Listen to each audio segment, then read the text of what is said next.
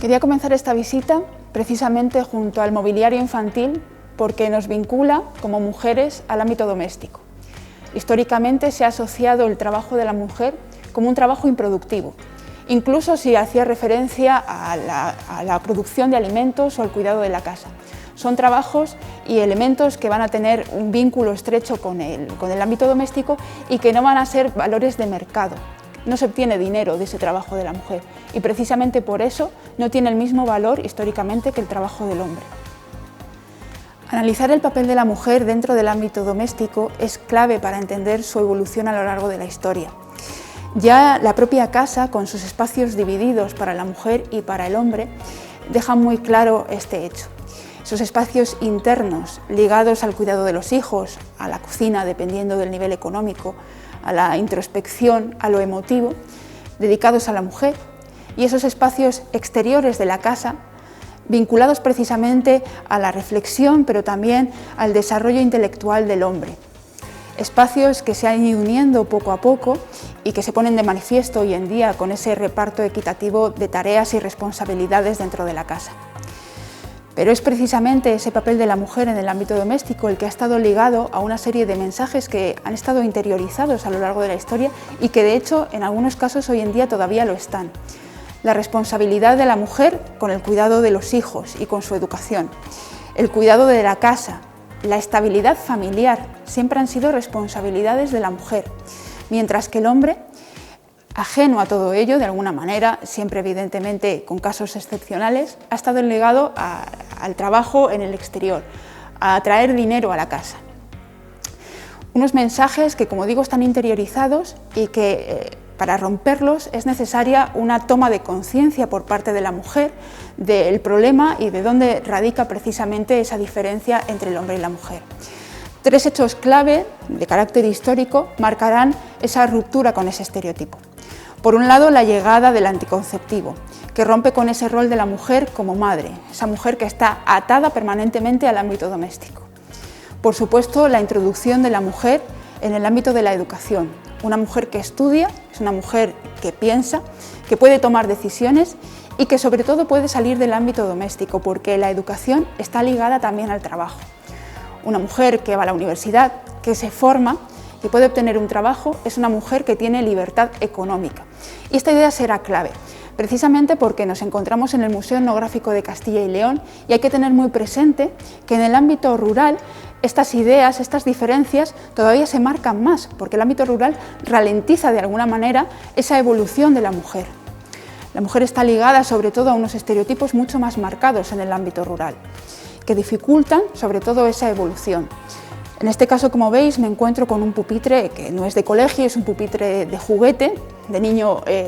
seguramente rico, un niño con una familia con un alto nivel adquisitivo, pero que se vincula precisamente a esa incorporación de la mujer al ámbito de la educación, no solo como estudiante, sino también como maestra.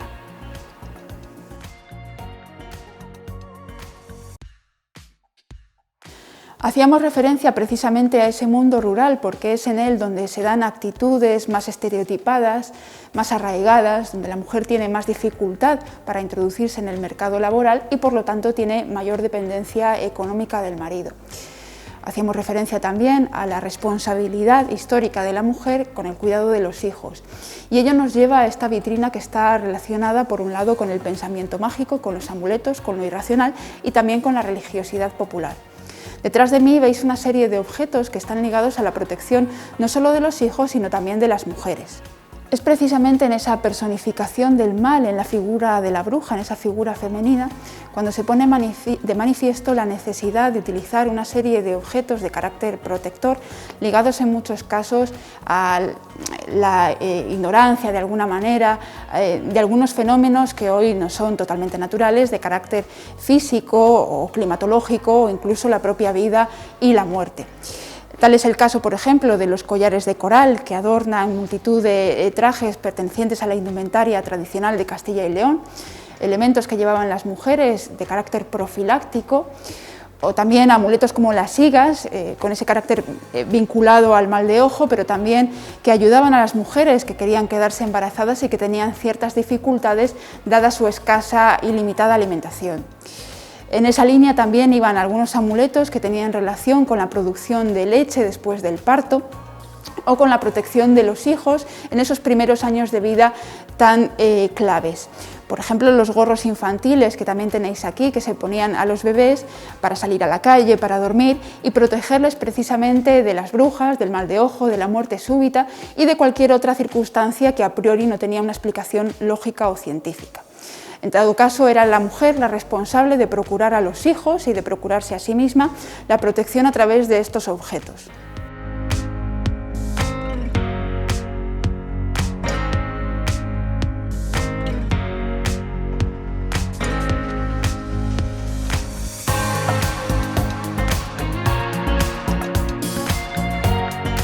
Ese mundo mágico vinculado a los objetos de carácter protector, a los que hacíamos referencia en la vitrina de los amuletos, también aparece referenciada en el caso del traje de vistas de la Alberca, en Salamanca. Un vestido a priori de novia, que hoy en día se utiliza en algunas ocasiones muy puntuales también con esta finalidad, pero que primordialmente es el traje que visten las mujeres albercanas en los días de la fiesta del pueblo en el mes de agosto. Un traje que, como veis, deja la parte textil en un plano secundario para centrarse en una serie de collaradas plagadas de elementos de carácter protector y simbólico. El propio coral al que hacíamos referencia antes y una serie de elementos en plata y plata sobre dorada vinculados por un lado a la religiosidad y por otro lado a la superstición. Figuras como el pez articulado ligado a la fertilidad de las mujeres, también el corazón de la novia, las cruces, las vírgenes, las cruces de Caravaca y otros elementos de carácter simbólico ligados precisamente a esa religiosidad popular. En un cruce entre uno y otro tenemos el Cristo preñado, esa figura que nos muestra precisamente un Cristo crucificado con cierto volumen, una pieza que llevaban las mujeres en el momento de la boda y en otras celebraciones precisamente para atraer la fertilidad, una de las máximas preocupaciones de la mujer y de la pareja en general justo después de la boda.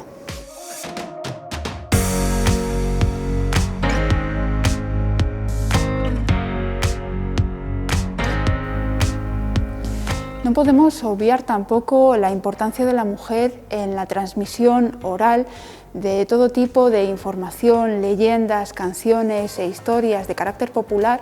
no solo en el ámbito de la etnografía, que permitieron la salvaguarda de un patrimonio inmaterial que de otra manera se hubiera perdido, sino también en el ámbito doméstico. Ello nos lleva a un estudio de estos sellos del pan que tenéis aquí, que evidentemente, como su propio nombre indica, servían precisamente para sellar el pan y diferenciar unos de otros cuando éste se elaboraba en hornos de carácter comunal. Si os fijáis, son piezas de una marcada belleza estética que encuentran en su base una serie de letras y símbolos que diferencian los panes de unas personas con respecto de las otras. Es precisamente en estos hornos comunales donde se transmitía de manera oral toda una serie de historias y leyendas que pasaban de generación en generación de manera totalmente natural y que de alguna forma han llegado hasta nosotros gracias a la labor emprendida precisamente por estas mujeres encargadas de proteger todo ese patrimonio de carácter inmaterial.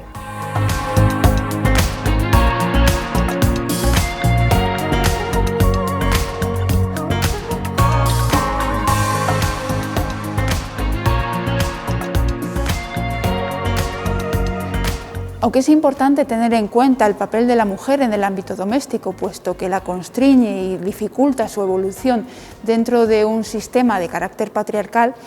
es también interesante y necesario hacer mención a su labor dentro del ámbito laboral y también a todas aquellas formas de resistencia femenina ligadas precisamente, y sobre todo en el ámbito rural, a la fiesta. Hablamos en este caso, como veis, de las mascaradas de invierno. Lamentablemente no tengo ningún ejemplo de los que voy a hacer referencia, pero sí que quiero hacer especial mención a ellas porque son de especial significancia. Antes de hablar de todas estas formas de resistencia femenina, quiero hacer mención para aquellas y aquellos que no lo conocen en torno a las mascaradas de invierno que tenéis detrás de mí. Son fiestas que se celebran desde tiempos inmemoriales en Castilla y León, ligadas sobre todo a la celebración del paso del invierno a la primavera, a la fertilidad de las tierras y de los campos, y que tienen un origen evidentemente desligado de la religiosidad. Son fiestas que con el paso del tiempo van mutando y se transforman hasta convertirse en un ritual de paso de la adolescencia a la vida adulta. Y en la mayoría de los casos están protagonizadas por hombres, que realizan una serie de rituales de carácter simbólico en los que demuestran su fuerza física y que están capacitados para ser considerados adultos dentro de esa comunidad. Si bien es cierto que aquí tengo algunos ejemplos, como el Zangarrón de Montamarta, que se celebra en Zamora el 1 y el 6 de enero, o el Guirrio de Llamas de la Ribera en León, más cercano al carnaval, o algunas fotografías que cuajan esta sala en torno a las mascaradas de Burgos, lo cierto es que en algunos casos, muchas de ellas, si bien fueron prohibidas o se intentaron prohibir por parte del régimen franquista por esa vinculación con lo no religioso, lo cierto es que afortunadamente en muchos pueblos consiguieron mantener esta festividad y se celebra incluso hoy en día, atrayendo además a un gran número de público y de turistas nacionales e internacionales. Una vez tenemos clara la idea y sabemos lo que son las mascaradas de invierno, hay que tener presente que en algunas de estas fiestas, que suponen llevar una máscara, convertirse en otra persona, en algunos casos se invertían los roles y era la mujer la que tomaba partido, la protagonista, y la que por un día o por un par de días tenía el poder en el pueblo. Tal es el caso, por ejemplo, de la filandorra en Aliste. La filandorra representa a aquella bruja en un sentido muy tradicional. De hecho, en lugar de escoba para volar, lleva una rueca, como las que hacíamos referencia anteriormente.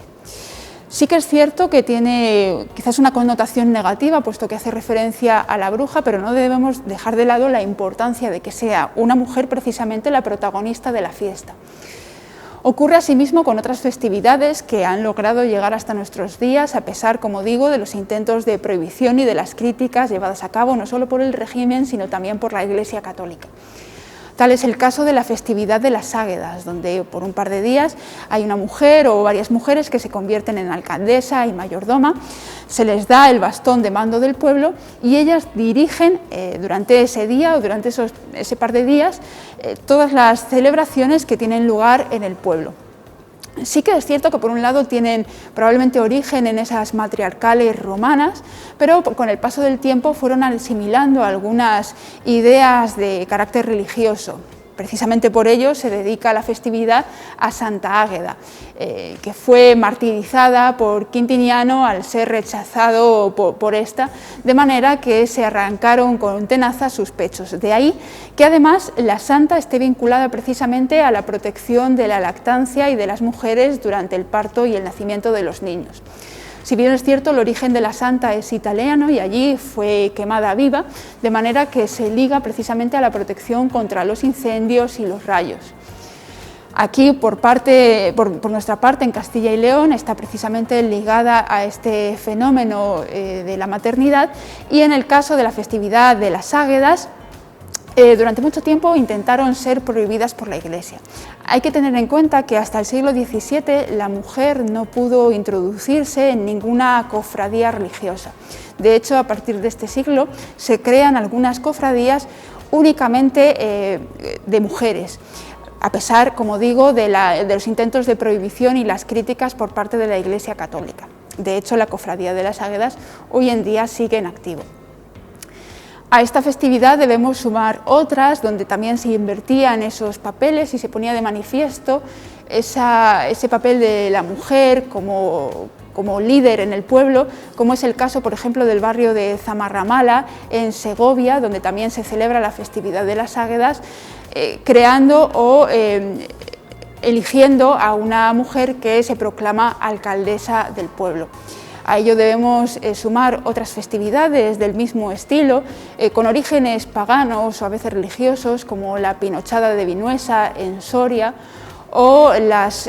ligadas también al carácter pagano de la fertilidad, las Móndidas de San Pedro de Manrique en Soria también.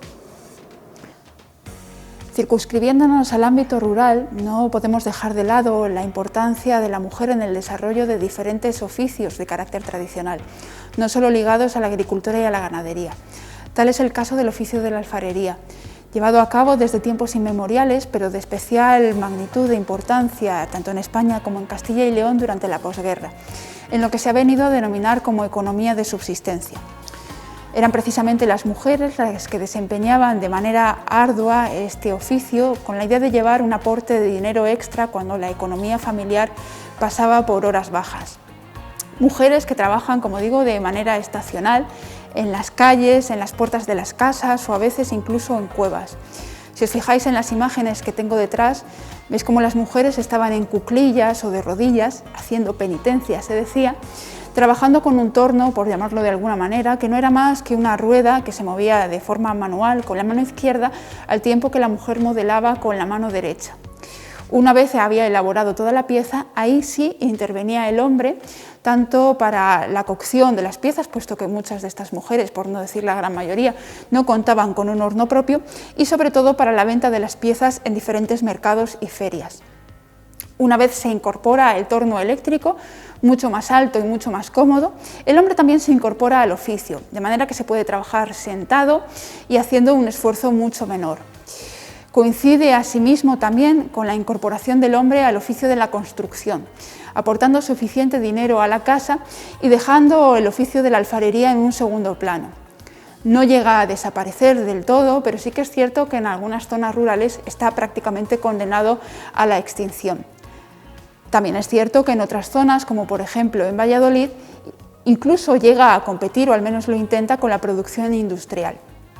En el Museo Etnográfico de Castilla y León contamos con muchas de las piezas elaboradas en estos tornos, piezas de carácter doméstico ligadas a la alimentación, a los líquidos, tinajas, jarras, cántaras, botijos, ollas, cazuelas y algunos otros elementos también ligados al ámbito de la salud y del confort, realizados por estas mujeres que abandonaron poco a poco el oficio con la llegada también de nuevos materiales, con el avance de la tecnología y sobre todo con la aparición del plástico, que supuso un antes y un después para un material que desde luego, amén de su practicidad, se rompía, se caía, había que arreglarlo, pesaba y evidentemente tenía una serie de contraprestaciones en comparación con el plástico.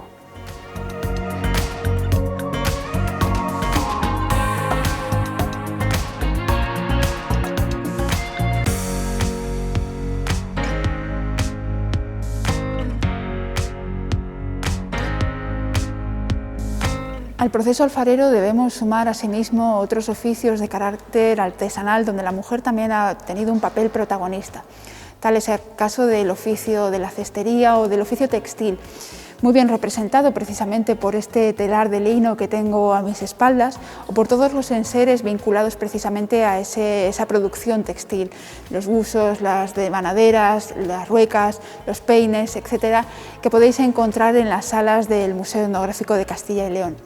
A ello, además, sumamos el papel de la mujer tan importante desde tiempos pretéritos y en la actualidad también dentro de la agricultura y de la ganadería, no solo en Castilla y León, sino también en otras partes de España y del mundo.